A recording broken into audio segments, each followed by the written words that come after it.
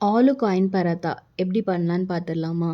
கிட்ஸோட lunch பாக்ஸ்லாம் ஆப்டான ஒரு recipe. So டக்குன்னு எப்படி பண்ணலான்னு பார்த்துடலாம். இதுக்கு வந்து கொஞ்சமாக கோதுமை மாவு, தென் அது கூடவே உப்பு, கொஞ்சமாக சுகர் இதெல்லாம் ஆட் பண்ணிவிட்டு நல்லா கெட்டியாக வந்துட்டு சப்பாத்தி மாவு மாதிரி பிசைஞ்சு வச்சுக்கலாம். அது ஒரு ஓரமாக இருக்கட்டும். நான் ஒரு கடாயில் வந்துட்டு கொஞ்சமாக பட்டர் ஆட் பண்ணிக்கிறேன். அது கூடவே கார்லிக், தென் வந்துட்டு ஆனியன், கேப்சிகம், தென் வந்துட்டு பாயில் பண்ண பொட்டேட்டோ இதையும் ஆட் பண்ணிவிட்டு நல்லா ஸ்மாஷ் பண்ணி விட்டுக்கலாம்.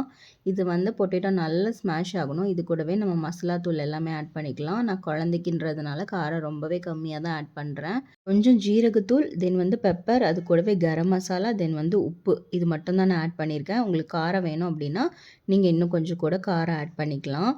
இப்போ நம்ம சப்பாத்தி மாவு வந்துட்டு நல்லா திரட்டி எடுத்துக்கலாம். கொஞ்சம் தடிமனாக இருக்கிற மாதிரி பார்த்துக்கோங்க. அதுக்கு மேலே நம்ம செஞ்சு வச்சுருக்கிற அந்த பொட்டேட்டோ அந்த மசாலாவை மேலே நல்லா ஸ்ப்ரெட் பண்ணி விட்டுக்கலாம். ஸ்ப்ரெட் பண்ணிட்டு அதை நல்லா ரோல் பண்ணிவிட்டு இந்த மாதிரி ஸ்ப்ரிங் மாதிரி நம்ம இதை கட் பண்ணி எடுக்க போகிறோம். இந்த மாதிரி இருக்கணும்.